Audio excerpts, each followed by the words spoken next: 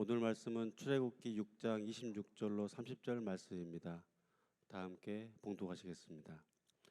이스라엘 자손을 그들의 군대대로 애굽 땅에서 인도하라 하신 여호와의 명령을 받은 자는 이 아론과 모세요. 애굽 왕 바로에게 이스라엘 자손을 애굽에서 내보내라 말한 사람도 이 모세와 아론이었더라. 여호와께서 애굽 땅에서 모세에게 말씀하시던 날에 여호와께서 모세에게 말씀하여 이르시되 나는 여호와라. 내가 내게 이르는 바를 너는 애굽 왕 바로에게 다 말하라. 모세가 여호와 앞에서 아뢰되 나는 입이 둔한 자이오니 바로가 어찌 나의 말을 들으리이까. 아멘. 자, 오늘도 잘 오셨습니다. 오늘은 출애굽기 8번째 시간 습관, 반복되는 습관이라는 제목으로 말씀을 나누겠습니다. 이 습관이라는 것은 어떻게 보면 중성적이에요. 어떻게 하냐에 따라서 이것이 긍정적이 될 수도 있고 부정적이 될 수도 있죠. 그렇지만 이 습관에 따라 사람들이 움직이게 되어 있습니다. 그래서 사람은 살면서 90% 습관대로 행동하게 되어 있고요, 10%만 의식적으로 행동을 한다고 하죠. 그래서 습관의 중요성을 굉장히 우리가 많이 듣게 되고, 또 전문가들, 동기부여 멘토들이 이 좋은 습관을 만드는 데 앞장서면서 우리를 가르치고 있습니다. 근데 이게 이렇게 많이 배운다고 하더라도요, 이 머릿속에 잘 남지도 않고 도전이 되지도 않는 것이 늘 언제나 우리가 실패를 많이 경험했기 때문이죠. 왜냐하면 습관이라는 것이 어떤 큰 변화가 아니라 작은 것들을 모으고 모아서 그것이 나를 움직이는 힘이 되는 것인데, 이 작은 것이기 때문에요, 이게 쉽게 드러나질 않아요. 결과가 바로 나타나질 않습니다. 그러니까 이 습관의 장점, 좋은 것을 알아도 이것에 대해서 도전을 받을 때도, 또 이것을 통해서 변화를 받는 것도 쉽지가 않습니다. 그러니까 대부분 중도에 포기하게 됩니다. 오늘 모세를 보면 어떨까요? 모세의 습관은 어떻다고 생각하십니까? 모세는 습관적으로 너무 쉽게 포기를 합니다. 하나님이 모세를 부르시잖아요. 부르실 때서부터 늘 언제나 어떠한 자기가 생각할 때 벽에 부닥쳤을 때 이것을 도전하기보다는 뒤로 물러서면서 핑계대고, 뒤로 물러서면서 습관적으로 나는 힘이 없다, 나는 입이 둔하다, 나는 그런 것들을 감당할 능력이 없다, 이렇게 얘기를 합니다. 늘 변명이 뭐였죠? 그 변명이 나는 입이 둔하여 말을 하지 못합니다. 오늘 29절에서도 이렇게 말을 해요. 하나님께서 모세에게 너 나의 말을 바로 왕에게 전해. 그러면 너를 통해서 하나님의 내 역사가 나타날 거야. 근데 모세가 뭐라고 합니까? 하나님, 보십시오. 저는 입이 둔하여 말을 할 줄 모릅니다. 바로가 어떻게 나의 말을 듣겠습니까? 그가 이렇게 툭 대답을 해버립니다. 아니, 이스라엘 백성도 말을 안 듣고 그러니 바로가 어떻게 제 말을 듣겠습니까? 저는 입이 둔하고 말을 하지 못합니다. 근데 말씀드린 대로 이 변명이 처음인가요? 아니요.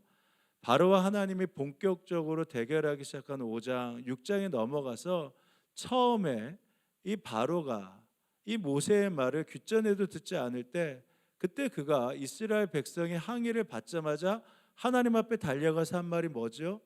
하나님, 제가 다시 한번 할 수 있도록 힘을 주세요가 아니라 제가 못하겠습니다. 이유는 제가 입이 둔하고 말을 할 줄 몰라서입니다. 이게 12절에도 나와요. 이에 모세가 주님께 아뢰었다. 이스라엘 자손도 저의 말을 듣지 않는데 어찌 바로가 저의 말을 듣겠습니까? 저는 입이 둔하여 말을 하지 못합니다. 그럼 이게 또 그때 처음 듣는 건가? 아니죠. 모세를 처음 호렙산에서 부를 때도 그가 자신이 없을 때 뭐라고 했죠? 보낼 만한 사람을 보내소서. 그 이유가 뭐냐? 저는 입이 둔하여 혀가 무뎌서 말을 못합니다. 모세가 주님께 아뢰었다. 죄송합니다. 저는 본래 말재주가 없는 사람입니다. 전에도 그랬고 지금도 그렇습니다. 그래서 저는 입이 둔하여 혀가 무딘 사람입니다. 그러니까 모세는요, 어떠한 자기가 생각할 때 문제라든지 어려움에 부닥쳤을 때 입버릇처럼 반복하는 게 뭐죠? 습관처럼 반복하는 게 저는 말을 더 듣습니다. 저는 입이 둔하고 말을 제대로 하지 못합니다.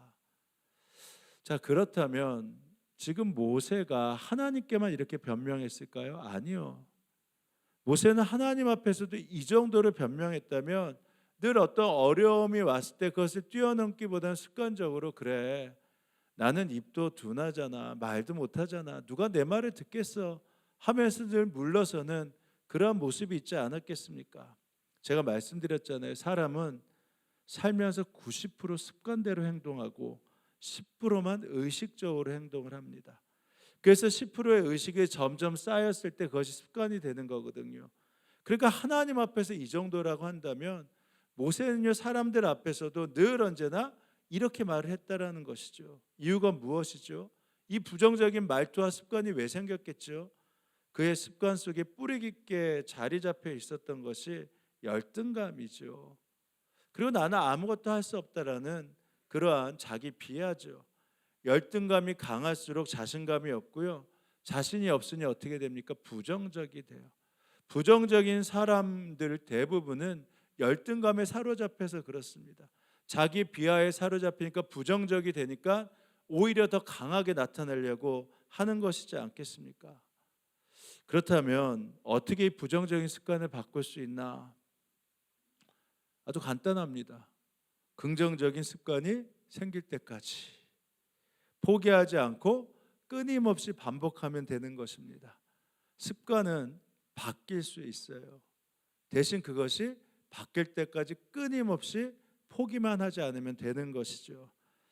하나님이 그 방법을 모세에게 적용하셨습니다. 저 같으면 속 터져서 포기할 것 같은데 하나님은 모세를 포기하지 않으셨어요. 그의 부정적인 습관, 부정적인 행동, 부정적인 말투가 여전히 고쳐지지 않았음에도 불구하고 또 하나님이 또다시 반복하여 말씀하십니다. 7장 1절이에요. 모세야, 너는 바로 앞에서 나와 같은 능력이 있는 사람이 될 것이야. 그리고 너 형 아론이 너의 대언자가 될 것이야. 내가 너에게 말한 것을 너가 아론에게 말해주면 내 형 아론이 그대로 말할 것이고, 그래서 바로가 그 말을 듣고 이스라엘 자손을 그 땅에서 보내게 될 것이야. 그럼 이 말을 하나님이 처음 하셨습니까? 아니요. 하나님의 산 호렙에서 부를 때서부터 동일하게 계속 말씀하셨어요. 하나님도 출애굽기 4장에 보면 이렇게 나오죠. 너는 그에게 말하여 주어라. 내가 할 말을 그에게 일러주겠다. 내가 말을 할 때나 그가 말을 할 때 내가 너희를 둘 다 돕겠다. 내가 무슨 말을 할지 알려주겠다. 그가 너를 대신해서 백성에게 전할 것이고 너의 말을 대신 전할 것이다. 너는 그에게 하나님같이 될 것이다. 하나님은요, 모세에게 계속 말씀하세요. 걱정하지 마. 너가 그 말을 할 수 있는 것은 너의 형 아론이 있고 그 말에 권위가 있을 것이야. 그러니까 모세는 모세대로 반복해서 저는 힘이 없습니다. 저는 입이 둔합니다. 계속적으로 부정적으로 말하는데 하나님은요, 그런 부정적인 모세 앞에서 반복적으로 말씀하세요. 걱정하지 마. 너가 할 수 있어. 너의 형 아론이 그 일을 감당할 것이야. 이런 표현이 맞는가 싶은데요. 모세와 하나님 중에서 누가 이겼어요? 하나님이 이겼어요. 하나님이 포기하지 않고 끝까지 선택하고 반복하고 집중해서 말씀하셨거든요. 그래서 어떻게 됩니까? 결국 모세는 하나님의 말씀대로 됐습니다. 바울도요, 사도 바울도 이 원리를 늘 적용했어요. 그래서 빌립보 교회 보면, 빌립보서 4장에 보면 빌립보 교인들에게 그 모든 복음의 말씀을 전한 다음에 1절에 이렇게 얘기합니다. 끝으로 나의 형제 자매 여러분, 주 안에서 기뻐하십시오. 그 다음에 뭐라고요? 내가 같은 말을 되풀이해서 쓰는 것이 나에게는 번거롭지 않고 여러분에게는 안전합니다. 바울도 알았어요. 빌립보 교인들이 내가 계속 말하면 이거 지겨울 수 있겠구나. 근데 뭐라고 하냐면 나 지겹지 않아요. 이게 너무 중요하기 때문에 당신들에게 나는 이 복음의 말씀을 계속해서 반복적으로 전합니다. 저는 하나도 번거롭지 않아요. 왜냐하면 이것이 중요하다면 될 때까지 저는 이 말을 전할 것입니다. 그리고 그것이 여러분에게도 유익하기 때문입니다. 그러니까 4장에 이렇게 말할 정도라면 바울이 얼마나 되풀이해서 동일한 말을 했냐라는 것입니다. 여러분, 그러니까 습관이 나에게 중요하다 생각하면 어떻게 하면 돼요? 포기만 하지 않으면 돼요. 그러면 반드시 그것이 나에게 좋은 습관으로 만들어집니다. 열등감이 사라지고 부정적인 생각이 사라질 때까지 그 좋은 생각, 하나님의 좋은 말씀을 선택하고 반복하고 집중해서 그것들을 계속해서 만들다 보면요, 결국은 부정적인 것이나 그리고 열등감이 사라지고 그 안에 하나님의 생명의 말씀이 나를 새롭게 일으키게 되는 것입니다. 좋은 선생님이 누굽니까? 학생들에게 정말 중요한 것, 꼭 알아야 되는 것, 반복해서 가르치는 것을 주저하지 않는 것입니다. 그것이 좋은 선생님이에요. 지난번에 이야기했으니까 아이들이 싫어하니까 이번에는 대충 넘어가자. 그냥 좋은 게 좋은 거지. 이렇게 생각하는 선생님, 좋은 선생님 아닙니다. 사명을 잃은 선생님이에요. 아무리 아이들이 힘들어하고 싫어하는 것 같아도 이것이 맞다라고 하면 그것을 선택하고 반복하고 집중해서 가르쳐야 됩니다. 좋은 아내가 누구죠? 남편이 싫어한다고 해서 이제는 그럼 먹고 싶은 거 다 먹어, 이렇게 말하는 게 좋은 아내가 아니에요. 끊임없이 귀에 밝히도록 기름기 많이 먹으면 좋지 않다, 야채 채소 많이 먹어야 된다, 이렇게 말하는 게 좋은 아내입니다. 신경질을 내도 또 이야기해야 돼요. 그게 어떤 아내예요? 좋은 아내입니다. 싫어한다고 입을 꼭 다물었다 그러면 이제 이 사람은 내 남편이 아니다, 그것을 포기한 아내입니다. 여러분, 왜 이렇게 똑같은 말을 되풀이할 때 그렇다고 그러면 누가 힘들겠습니까? 선생님들이 힘들까요? 듣는 학생들이 힘들까요? 끊임없이 말하는 아내가 힘들까요? 끊임없이 듣는 남편이 힘들까요? 물론 둘 다 힘들겠죠. 그러나 선생님이 더 힘든 거예요. 그리고 아내가 더 힘든 것입니다. 그러니까 제가 끊임없이 이 모세에게 말하는 하나님의 모습을 보면서 참 하나님이 힘들었겠다, 하나님이 모세보다 더 힘들었겠다라는 생각이 듭니다. 그럼에도 불구하고 하나님 모세에게 같은 말을 계속 반복해서 하십니다.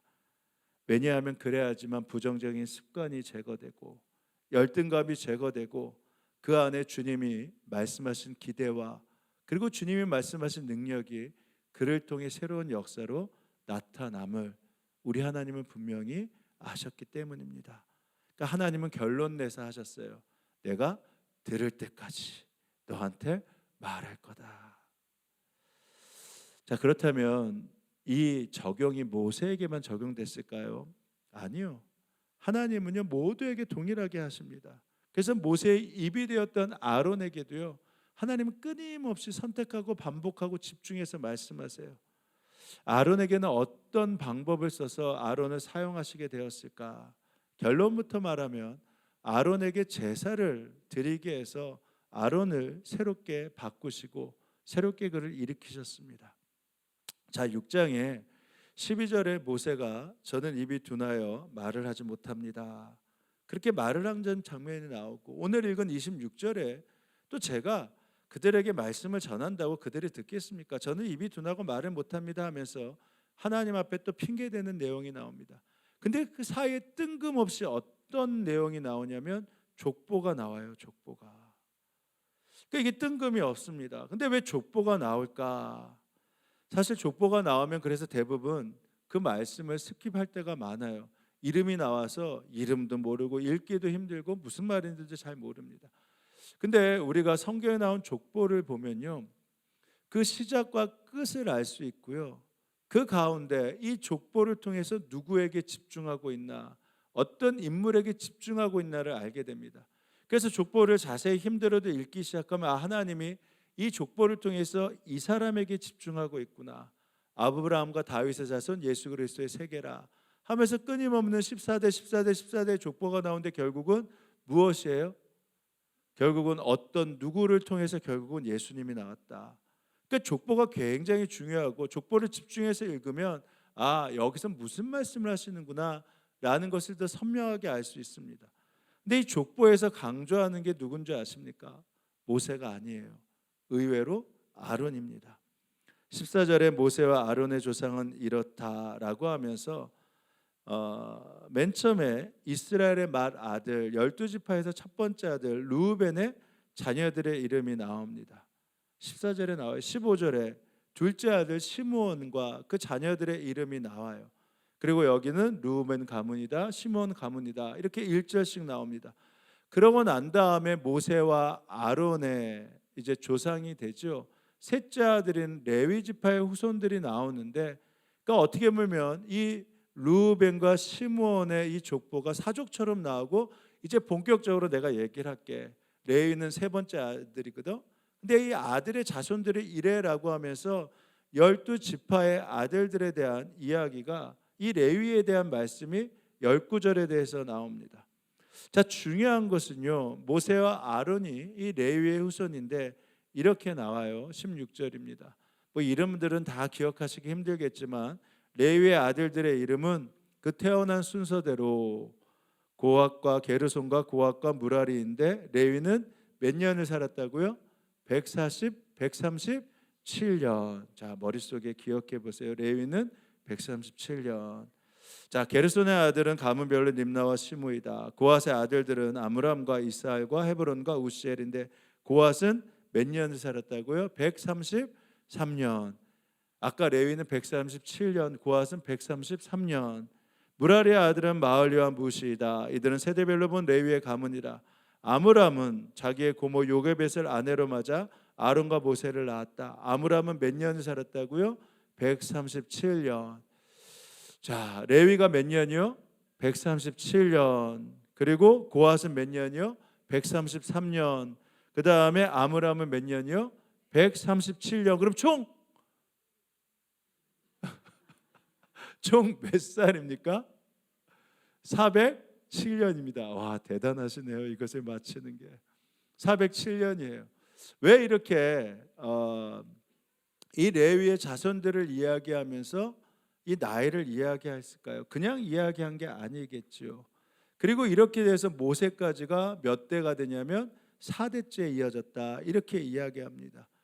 왜 그들의 나이를 400년이 넘는 나이를 얘기했고 이 4대째 바로 모세와 아론을 통해 출애굽했다고 이야기했을까요? 이것은 창세기 15장의 언약 때문에 그래요. 하나님의 아브라함에게 말씀하셨거든요. 너 똑똑히 들어. 너의 자손은 애굽에서 나그네 생활을 할 거야. 그리고 그 종이 되어서 몇 년 동안 괴로움을 받을 것이다? 400년 동안. 너의 자손은 거기서 400년 동안 종살이를 하다가 내가 그 나라를 벌할 때 너희들이 나오게 될 것인데, 그냥 나오지 않고 너의 자손의 재물을 많이 가지고 나올 거야.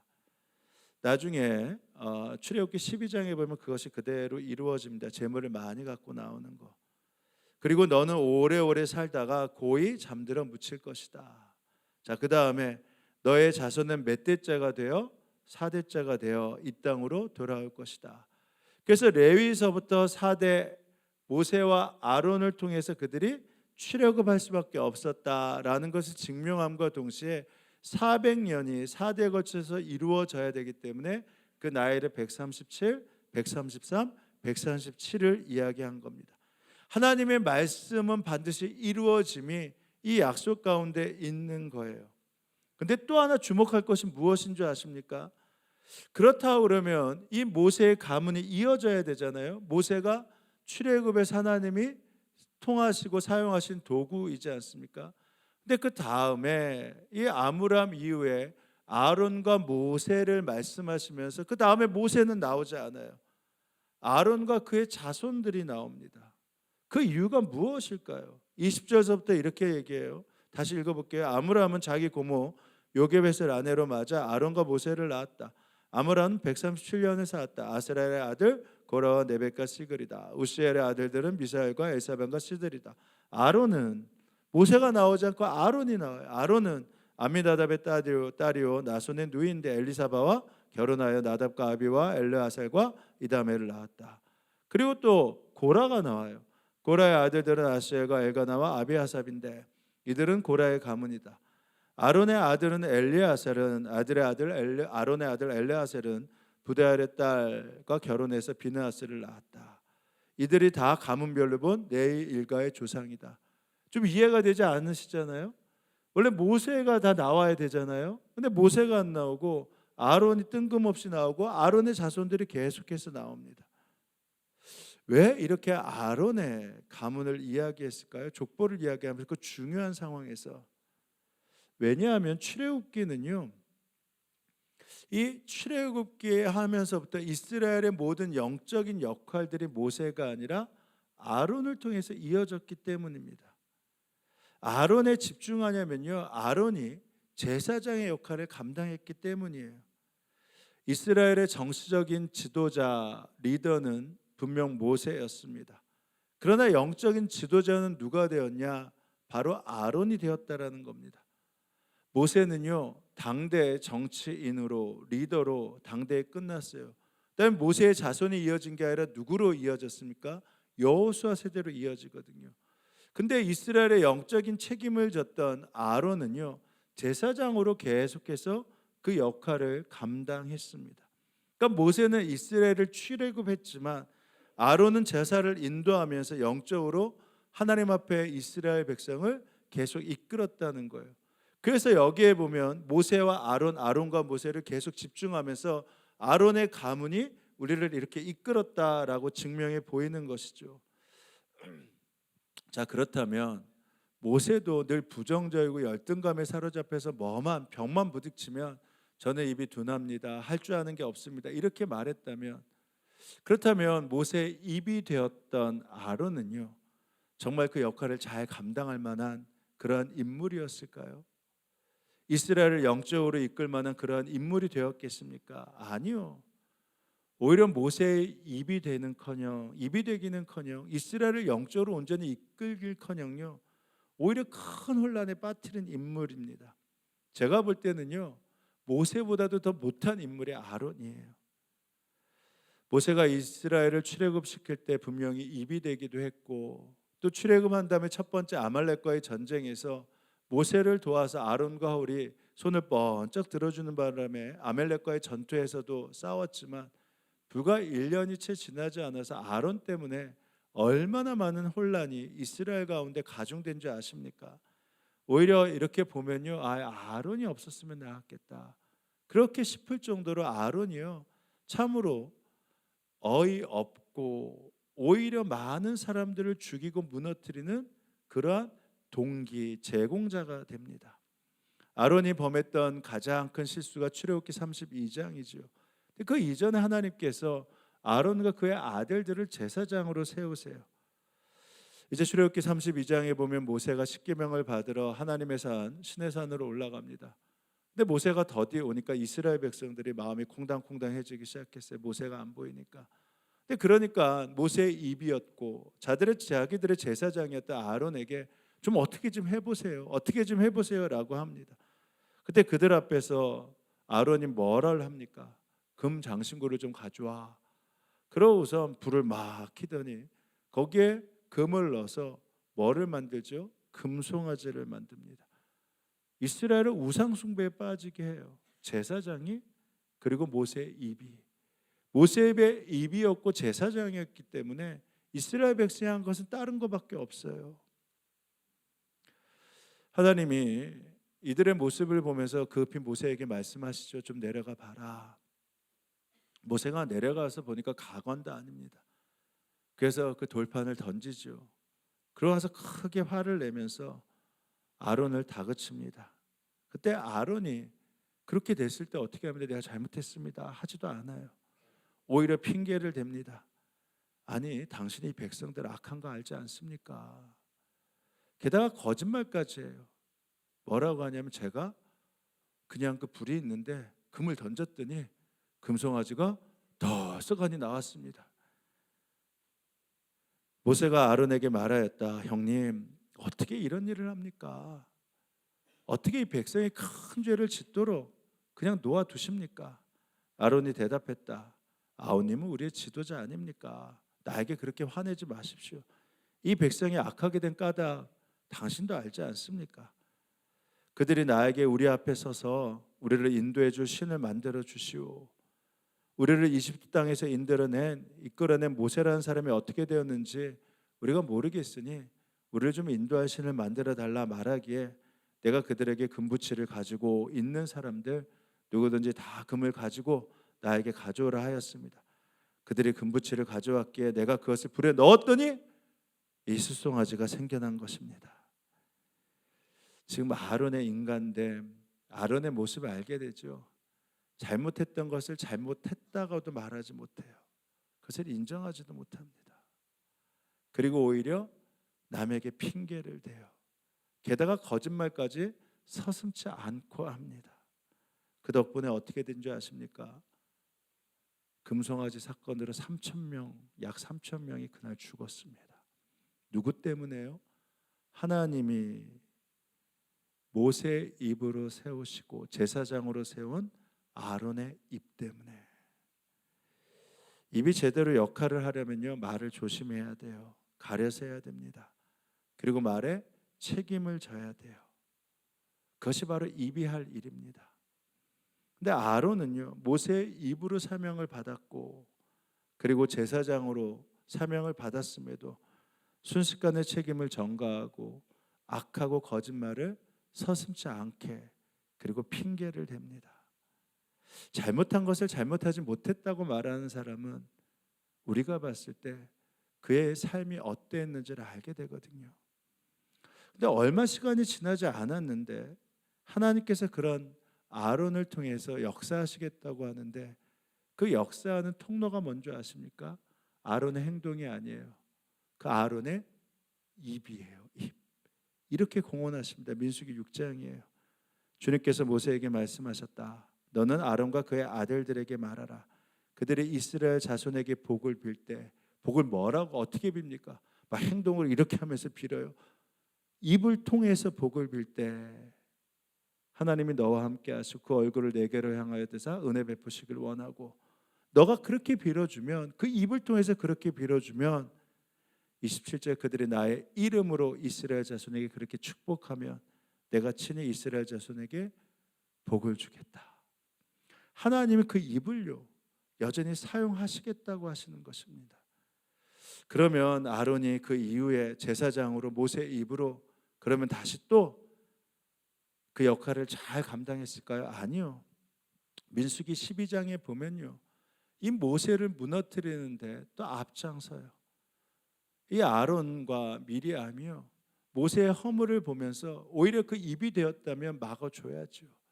입이 되었다면 보호를 해야죠.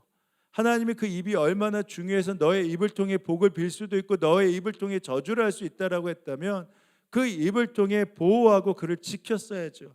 아니요. 오히려 모든 사람 앞에서 모욕을 주는데 앞장서는 입이 됩니다. 그러니까 모세가 저는 입이 둔합니다.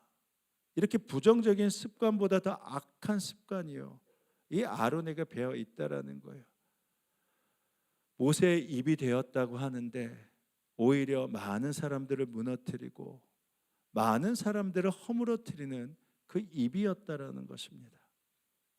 아마 이런 아론이었기 때문에 많은 사람들이 이 사람 모세의 입이 될 자격도 제사장이 될 자격도 없다라고 생각했던 것 같아요.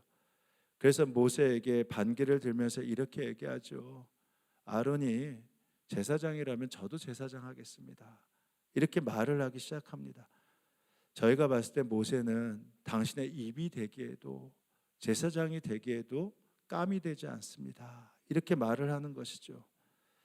민수기 16장에 보면 민수기 12장 이후에 16장에 보면 그래서 고라 자손이 나옵니다. 24절에 나왔던 족보 이 고라가 삼촌인 아론에 대해서 저항하면서 이 아론만 제사장 자격이 있나 얘기해요. 그리고 나서 이렇게 얘기합니다. 혈적으로 따지면 아론의 첫째 아들 나답과 아비후도 하나님 앞에 거역하다가 죽고 세 번째 엘리야셀이 제사장을 이어받았다면 그렇다면 우리가 그 제사장 직분 못 이어받을 게 어디 있겠냐. 근데 놀라운 것은요 고라의 지지자가 의외로 많았습니다. 아니 대부분이었던 걸 알게 돼요. 그러니까 레위 지파 가운데서 이 아론이 레위 지파였는데 레위 지파의 대부분도요 이 고라의 말을 따랐고요. 거기다가 루벤 지파면서 장자 지파면서 많은 지파들이요 이 고라의 말을 따라요. 그러니까 그들이 봤을 때도 이 아론이 자격이 없다라는 것이죠. 그 지파가 자그마치 250개 우리로 말하면 자손들로 이어집니다. 그러니까 굉장히 많은 대다수였다는 거예요. 그때 하나님께서 이들의 말을 듣고 어떻게 하신 줄 아십니까? 아론을 선택하세요.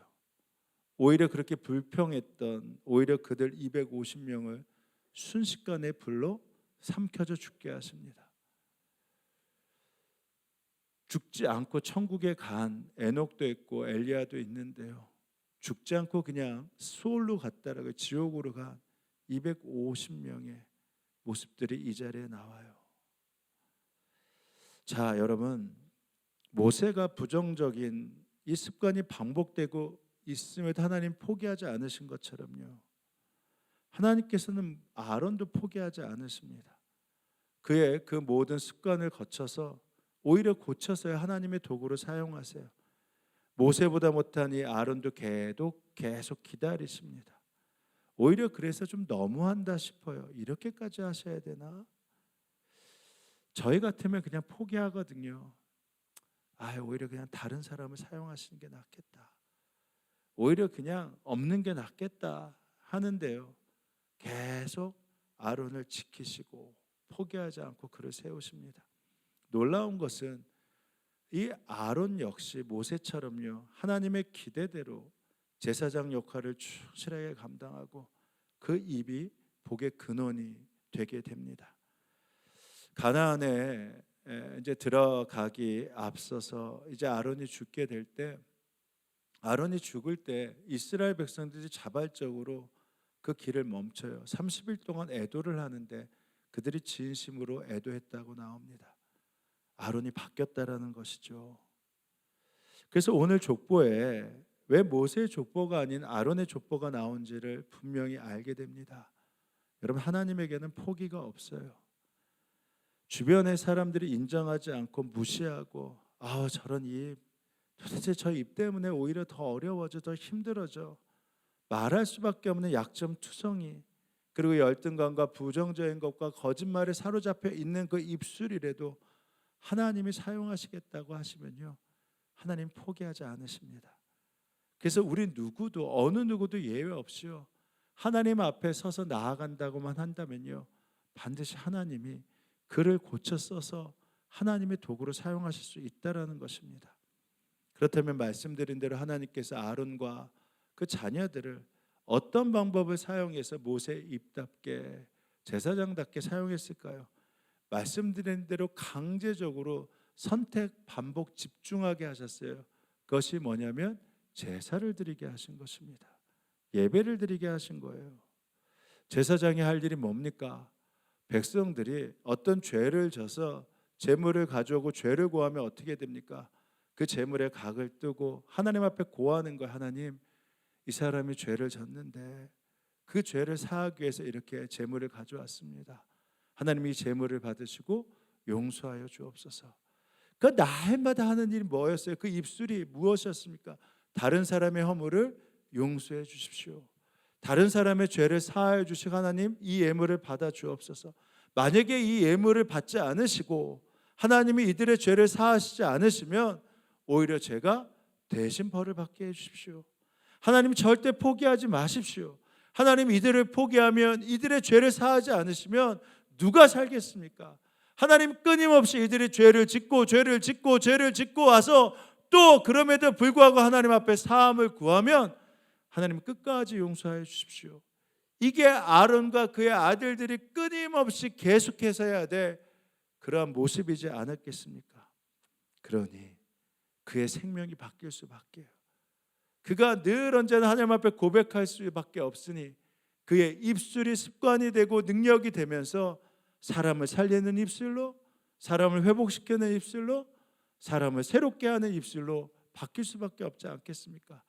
여러분 생각해 보세요. 부정적인 생각을 끊임없이 하면 그 부정이 나를 사로잡는데, 늘 언제나 살려주세요, 늘 언제나 회복시켜주세요, 늘 언제나 죄를 사하여 주십시오, 늘 언제나 일으켜주세요 라고 한다면 결국은 그의 생각이 지배되는 것이 무엇이겠습니까? 살려주세요라고 하지 않겠습니까? 살림을 받게 되는 그 통로가 되는 사람이 어찌 끊임없이 거짓말을 하며 끊임없이 부정적이며 끊임없이 남을 죽이는 통로로 사용될 수 있겠습니까? 하나님의 아론을 이미 그렇게 선택하셔서 선택 반복 집중을 시키신 거예요. 예배의 자리로. 목회를 해보니까 잘 들으세요. 결국은 누가 승리하나? 예배하는 사람이 승리했습니다. 왠지 아십니까? 그에게 있어서 예배하면 할수록 실수가 줄어들기 때문입니다. 이게 무슨 말인가? 영적으로 봤을 때 하나님을 만나고 하나님 앞에서 무슨 기적이나 능력을 체험하는 것도 굉장히 중요한데요. 이 예배자의 삶이 되면 하나님의 말씀 앞에서 하나님 앞에 기도하면서 결국은 늘 자신을 돌보게 되잖아요. 자신을 돌아보게 되지 않습니까? 그때 결국은 자신을 돌아보는 일로 인해서 어떻게 됩니까? 내 죄를 보게 되면서 결국은 실수가 점점 줄어들어요. 결국은 그렇기 때문에 완전히 무너지지 않습니다. 여러분 한번 잘 보세요. 늘 언제나 예배의 자리에 서는 사람이 언제 바뀌어 그렇다 하더라도 시간이 지날수록 그의 실수가 줄어들고 오히려 결국은 그가 무너지지 않고 하나님 앞에 서는 거 여러분 우리가 다 보지 않습니까? 그래서 예배자의 축복이 뭔지 아십니까? 실수가 줄어드는 거예요. 점점 무너지지 않고 세움을 받는 그러한 통로가 되는 것입니다. 안식일은 저항이다 라는 책이 있더군요. 월터 브루그만이라는 분이 쓴 책인데 제가 읽어보진 않았어요. 근데 이게 안식일은 저항이다 라는 것이 무슨 말인가 했더니 바로 이 안식일을 지키는 것이 바로 세상과 저항하는 것이다, 그런 내용이었습니다. 저희는 세상과 저항하기가 힘들어요. 무슨 사건과 무슨 환경과 무슨 일이 있으면 늘 핑계대고 안식일보다는 그 일에 결국은 나를 먼저 지킬 수밖에 없습니다. 예배의 자리보다 늘 타협하면서 세상에 타협할 수밖에 없어요. 그러니까 세상에 저항해야지만, 어떠한 상황에 저항해야지만 안식일을 지킬 수 있고 예배의 자리에 나올 수 있다 말입니다. 힘들어지고 핑계가 되고 몸이 약해지면 거기에 저항하지 않으면요 절대 예배 자리에 나오지 않습니다. 점점 줄어들게 되죠. 점점 물러서게 되죠. 결국은 무너지게 되어 있습니다. 결국은 무너지니까 실수를 되풀이하게 되죠. 근데 저항하기 시작하면 어떻게 됩니까? 안식일을 저항하기 시작하면서 세상과 저항하며 나아가기 시작하면요 그 자리를 지키기 시작해요. 그 자리를 지키면서 하나님 말씀 앞에 서기 시작하고 기도의 자리에 서기 시작하면 할수록 실수가 줄어들고 결국은 그가 무너지지 않고 세워지게 되는 것입니다. 이게 그 책의 내용이래요. 안식일은 저항이다. 아론이 강제적으로라도 이 저항하는 도구, 세상과 저항하는 도구가 되었으니 결국은 바뀔 수밖에 없었겠죠. 그럼 아론만 그렇겠습니까? 아니요. 말씀드린 대로 아론에 저항했던 그 앞장섰던 자가 고라이거든요. 근데 말한 대로 이 족보에 고라의 족보가 나와요. 왜 그런 줄 아십니까? 심판의 상징이었던 고라 역시 하나님의 쓰임받는 도구가 되었기 때문입니다. 시편에 보면 고라 자손의 시 마스길이라는 내용들이 꽤 많이 나오는 거 아세요? 그 고라가 여기 있는 고라예요. 시편이 150편 가운데 보통 5권으로 나눠진다고 합니다. 근데 시편 42편이 2권이 새롭게 시작됐는데 거기 앞에 뭐라고 나와 있냐면 고라 자손의 마스길, 고라 자손의 예배로 시작되는 시라고 나와 있습니다. 시편 84편에 주께 힘을 얻고 그 마음에 시온에 데려가 있는 자는 복이 있다 라고 하면서 우리가 잘 아는 너무 귀한 말씀인데 그 시의 통로가 누구였는 줄 아세요? 고라 자손의 시라고 나와 있어요. 시편 85편도 그렇습니다. 역대상 20장에 보면 여호사밧이 모압과 암몬 연합군으로부터 큰 위기에 달아들었습니다. 잘못하면 나라가 완전히 멸망할 위기에 이르렀어요. 하나님 앞에 기도했습니다. 하나님이 말씀하세요. 넌 나를 믿어라. 그때 여호사밧이 확신을 얻고 군대보다 먼저 하나님을 찬양하는 성가대를 조직해서 모압과 암몬의 연합군 앞에 싸우러 나갑니다. 그때 성가대 대장이 누군 줄 아십니까? 고라의 자손이에요. 왜 그렇죠? 고라 자손이 왜 무너지지 않았습니까? 그들도 역시 아론을 도와서 제사의 직분을 감당했거든요. 성가대장을 했고 그 제사의 직분들을 감당하는 통로로 아론이 갈 때마다 함께 있을 수밖에 없었거든요. 여러분 보세요. 아론인데 아론 옆에 고라가 여기선 예배를 하고 여기서 찬양한다고 생각해 보세요. 은혜를 받으시겠죠. 굉장히 큰 은혜가 있겠죠. 아론이 그런 아론인데 그 옆에서 또 고라까지 옆에서 찬양을 하고 있네. 너무 은혜된다 그러시겠죠. 근데 어떻게 해요? 하나님이 그렇게 하셨는데. 근데 결국은 어떻게 됩니까? 하나님이 그들을 세우세요. 그들을 세우시니까 이스라엘이 세워지기 시작한 것입니다. 그래서 아론의 족보가 나오고 고라의 족보가 나오는 것이죠. 여러분 마찬가지입니다. 세상에 저항하는 영적인 습관을 만들어 보십시오. 그러면 실수가 줄어들고요, 방향이 분명하게 잡힙니다. 방향이 분명히 잡혀야지만 그 안에 시온의 대로가 무엇인지 보이기 시작하는 것입니다. 이제 말씀을 마칩니다. 여러분, 하나님 앞에 어떤 습관을 만들고 싶으세요? 나는 하나님 앞에서 이런 습관을 가지고 나를 새롭게 만들고 싶다. 어떤 걸 만들고 싶으십니까? 근데 좀 늦지 않았나? 여러분, 모세가 몇 세에 쓰임 받기 시작했죠? 80세. 그럼 아론은요? 83세입니다. 그들이 바로에게 말할 때 모세의 나이는 80살이었고 아론의 나이는 83살이었다. 80세와 83세가 만나서 어떤 일을 도모한다. 막 기대가 되시죠? 물론 여기 80세 넘으신 우리 권사님들도 많이 계시지만 여러분, 나이가요 이제 60이 넘어가고 70이 되고 80이 되면요 고집불통이라고 하잖아요. 참 바꾸기 쉽지 않습니다. 웬만하면요 그냥 이러고 넘어가요. 근데 80과 83세가 만나서 어떤 일을 한다. 어떤 일이 일어날까요? 근데 하나님은 그들을 통해서 역사하셨습니다. 그러니까요, 하나님이 바꾸실 때 늦은 나이가 없어요. 저희가 이제 하나님 앞에 우리가 쓰임받길 원합니다 하면서 하나님이 주신 습관을 만들어 가면요, 어느 누구나 예외할 것 없이 하나님이 쓰실 수 있는 도구가 된다라는 것입니다. 제가 여러분 개개인의 나쁜 습관이 뭔지 모르겠지만 그러나 이를 위해서 영적인 습관 몇 가지는 제시할 수 있습니다. 말씀대로 첫 번째, 세상과 저항하기 위해 안식일에 저항하셔야 됩니다. 예배를 잘 지키셔야 돼요. 그래야지 실수가 줄어들기 시작하고 그리고 바른 방향을 잡기 시작합니다. 나는 왜 이렇게 실수할까? 나는 왜 자꾸 무너질까? 여러분, 예배 자리를 정말 세상과 저항하면서 지켜보십시오. 제가 반드시 약속합니다. 실수는 줄어들게 되어 있어요. 무너지지 않고 반드시 세워지게 되어 있습니다. 둘째, 무엇인가? 그래서 말씀을 가까이 하셔야 됩니다. 말씀을 통해서 내 방향을 정할 수 있고요, 주님과 동행하는 것을 생생하게 느낄 수 있어요. 여러분, 교회 예배하러 오십시오.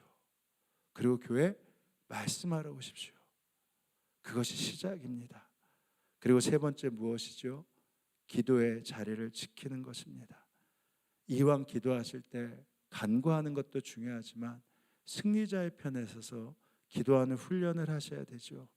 나의 정체성이 뭡니까? 예수님과 함께 사는 것이에요. 하나님의 기쁨을 위해 사는 것이고 하나님이 나와 동행하심을 누리게 될 때 그때 예수님의 권세, 바로 하나님의 형상으로 부여받은 이 첼렘, 이 권세를 사용하시면서 이 권세를 사용하는 것을 습관화하는 것입니다. 오늘 선포의 말씀이 무엇이죠? 내가 육체 가운데 사는 것은 오직 내 안에 계시는 나와 함께 하신 예수님을 믿기 때문입니다. 내가 지금 육체로 살지만 나는 육체로 사는 것이 아니라 누구로 산다? 예수로 산다. 이제 내가 사는 것은 나를 위하여 자기 자신을 버리신 하나님을 믿는 믿음 안에서 사는 것이다. 주님, 제가 이제 나로 살지 않고 이제 예수로 삽니다 라고 선포해 보십시오. 아침에 일어나서 5번 선포해 보시고요, 마음이 힘들 때 또 선포해 보시고요, 점심 때 5번 선포해 보시고 저녁에 잘 때 선포해 보세요. 그러면 내가 죽고 예수로 산다라는 이 믿음의 선포를 하는 분이 계속해서 부정적이다, 나는 할 수 없다, 왜 이렇게 미운가, 왜 이렇게 싫은가, 왜 이렇게 아픈가, 왜 이렇게 힘든가, 그렇게 하겠습니까? 예수로 사는 사람이라면 그러면 이건 일어나야지, 이 부정적인 생각을 버려야지, 나는 새로운 힘을 낼 수 있지, 새로운 능력 가운데 나갈 수 있지, 그렇게 할 수 있는 거 아니겠습니까? 그러니까 기도를 하더라도 이 말씀의 선포를 가지고 해보시는 것입니다. 그러면 하나님의 역사가 습관이 되기 시작하고요, 하나님의 능력이 나의 일상이 되기 시작합니다. 바로 그때 주님께서 우리를 마음껏 사용하실 수 있는 귀한 도구로 쓰임받는 것입니다. 그 습관을 가지고 주님과 더불어 동행하며 주의 역사를 이루는 여러분 되길 주님의 이름으로 축원합니다. 이제 우리 성찬을 받기 전에 기도하실 때, 주님, 저한테 참 나쁜 습관이 많은데, 특별히 부정적인 생각, 열등감으로 사로잡힌 생각, 분노로, 포기로 내 삶을 갈아먹는 어리석은 생각이 반복됩니다. 주님, 이제는 이 생각을 바꾸길 원합니다. 주님, 예배의 자리, 말씀의 자리, 기도를 통해 이 실수를 줄이게 하시고 주님의 통로로 쓰임받게 하여 주옵소서. 이제 나를 만드시는 작은 이 움직임들을 통해서 주님의 역사를 나타내게 하여 주옵소서. 우리 이렇게 함께 기도하며 나아갑니다. 기도하시겠습니다.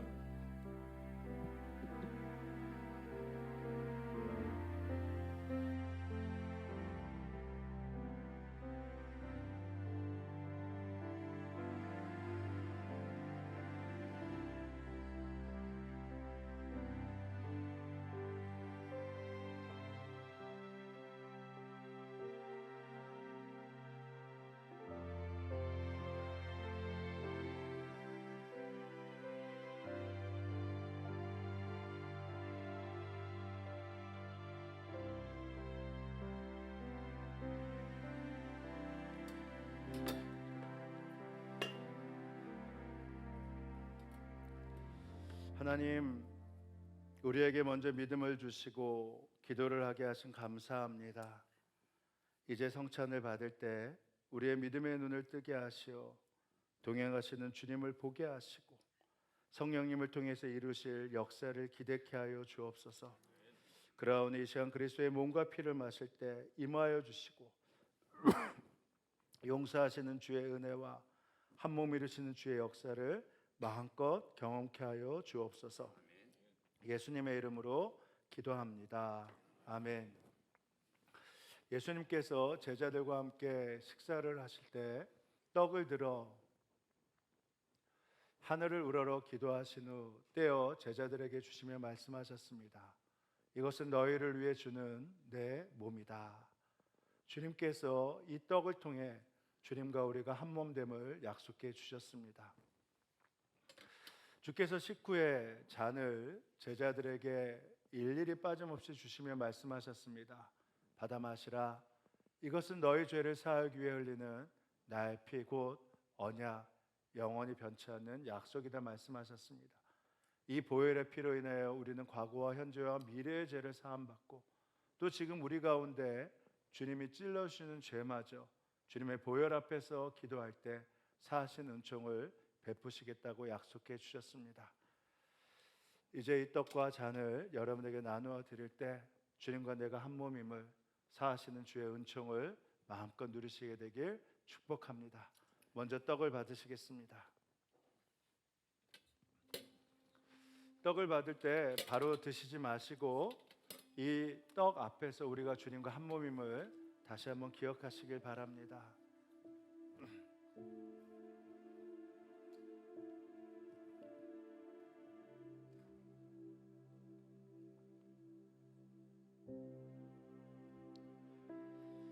나는 하늘에서 내려오는 살아있는 떡이니 사람이 이 떡을 먹으면 영생하리라.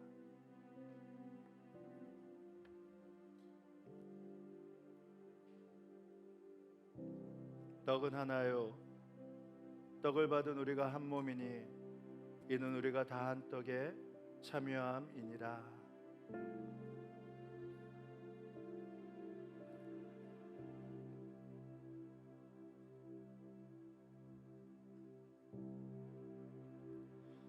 사랑하는 자들아, 우리가 서로 사랑하자. 사랑은 하나님께 속한 것이니 사랑하는 자마다 하나님으로부터 나서 하나님을 알고 사랑하지 아니하는 자는 하나님을 알지 못하나니 하나님은 사랑이시니라. 혹시 떡을 받지 않으신 분들은 손을 들어 표해 주시기 바랍니다.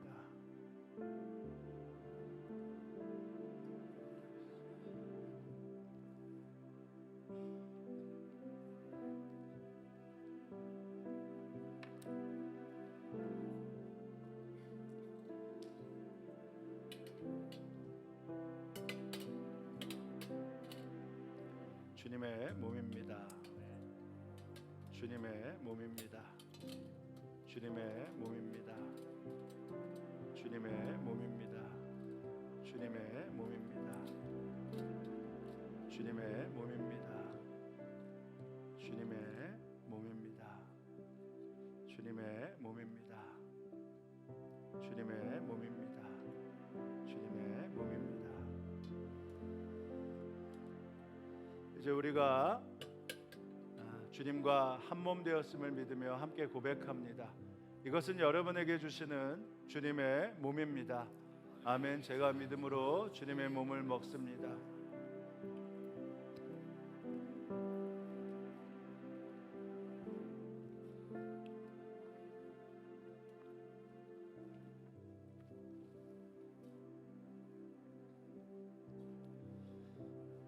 잔도 바로 드시지 마시고 주님께서 말씀하시는 죄가 있다면 이 시간 고하시기 바랍니다.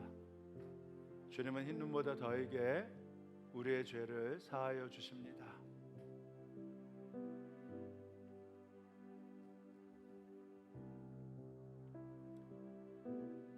내 살을 먹고 내 피를 마시는 자는 영생을 가졌고 마지막 날에 내가 그를 다시 살리리니 내 살은 참된 양식이요 내 피는 참된 음료로다.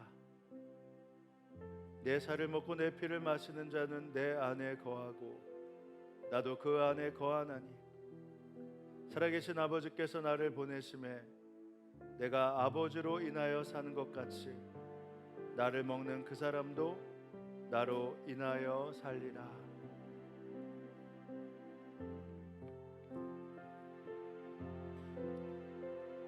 기쁘다 모든 사람이 받을 만한 이 말이요 그리스도 예수께서 죄인을 구원하시려고 세상에 임하셨다 하였도다.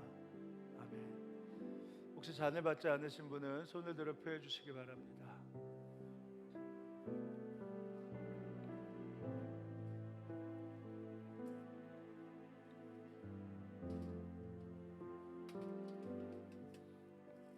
예수님의 피입니다. 예수님의 피입니다. 예수님의 피입니다. 예수님의 피입니다. 예수님의 피입니다. 예수님의 피입니다. 예수님의 피입니다. 예수님의 피입니다. 예수님의 피입니다.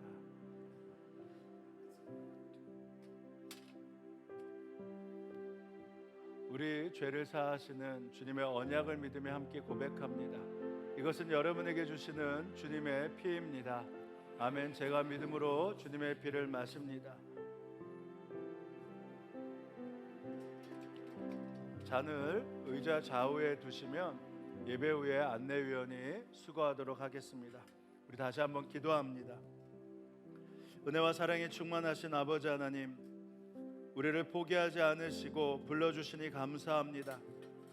보잘것없어 보였고 열등감과 부정으로 가득 찼던 모세가 쓰임을 받았고 입술에 거짓과 핑계로 가득 찼던 아론이 쓰임을 받은 것을 봅니다. 게다가 그들의 나이는 자신의 생각과 삶을 바꾸기 힘든 80과 83세였습니다. 그러나 그들을 포기하지 않고 당신의 도구로 삼아주신 하나님, 우리를 그들처럼 포기하지 않고 지켜주고 계심을 믿사오니 이제는 우리를 세상에 저항하며 안식일의 예배에 참여하게 하시고 기도와 말씀과 선포의 자리로 저희를 이끌어 주옵소서. 그래야 하나님이 인도하시는 그 섭리 앞에 우리의 자녀를, 가족을 인도하게 하시고 가정이 사랑으로 회복되며 부모와 자녀 사이의 관계가 회복되며 가정 안의 예배가 회복되며 병에서 고침을 받고 물질의 공고에서 벗어나 영적인 두려움과 묶임에서 풀려나게 하여 주옵소서. 주님, 오늘도 당신의 말씀에 의지하여 북한을 위해 기도합니다. 북한에서 숨을 죽이며 죽게 돌아오길 위해 기도하는 북한 땅의 믿음의 성도들에게 오늘도 이길 힘을 주시고 천국 소망의 눈을 열어 인내하게 하여 주옵소서. 또한 억류되어 있는 목사님, 선교사님, 성도님들 속히 석방되게 하여 주옵소서. 또한 전쟁을 막으소서.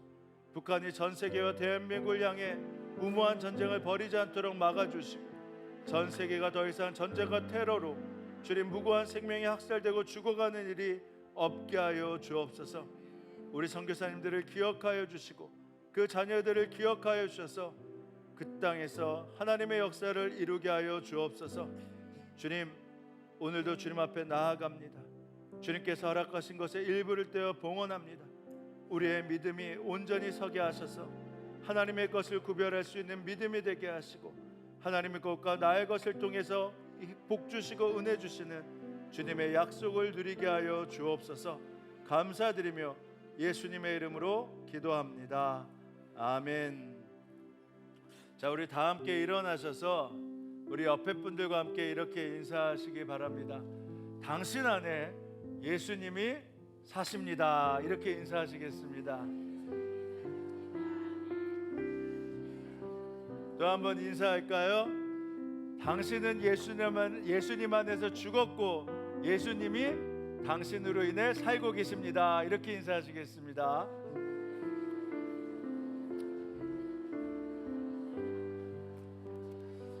우리 함께 다시 한번 주님 앞에 찬양합니다.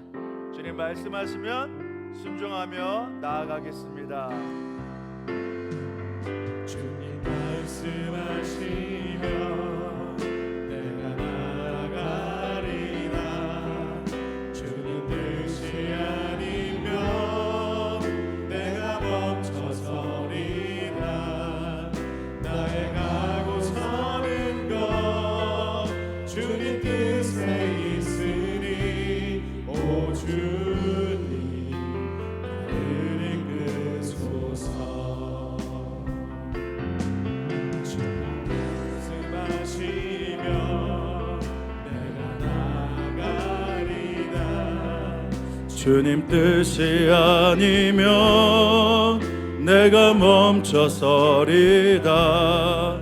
나의 가고 서는 것 주님 뜻에 있으니 오 주님 나를 이끄소서. 뜻하신 그곳에 나 있기 원합니다. 이끄시는 대로 순종하며 살리니 연약한 내 영혼 통하여 일하소서. 주님 나라와 그 뜻을 위하여 뜻하신 그곳에 나 있기 원합니다. 이끄시는 대로 순종하며 살리니 연약한 내 영혼 통하여 일하소서. 주님 나라와 그 뜻을 위하여 오 주님 나를 이끄소서. 지금은 성부 성자 성령 삼일체 하나님의 은혜와 사랑이 이 예배에 함께한 성도들 머리 가운데 그들의 일터와 가정 가운데 지금으로부터 영원히 함께하옵시기를 간절히 축원하옵나이다. 아멘.